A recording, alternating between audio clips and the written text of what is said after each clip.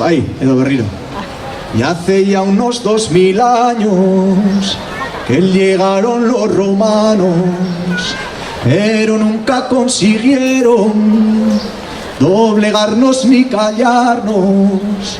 Y buena muestra de ellos que el euskera sigue vivo, no como otras tantas lenguas que ya han desaparecido.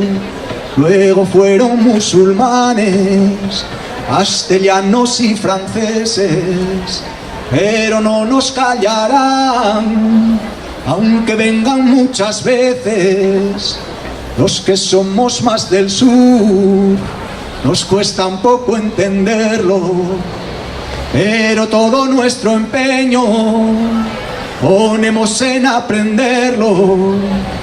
En Nafarroa estos últimos años en Iruña dieron más facilidades, y ahora han vuelto los romanos recortando como antes.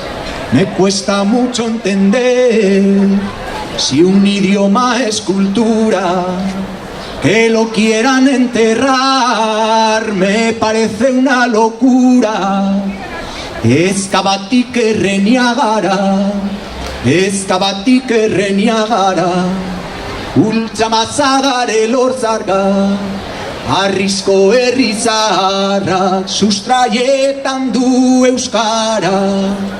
Anitzak ditu adarrak, izate zuaitz bakarra, hiri bat ematen du baina, hiri bat ematen du baina, herritxo bat badala jaina, zain dezagun gozatu baina, sentituz izana egina, zain dezagun gozatu baina, gure Iruña zaharra maitia.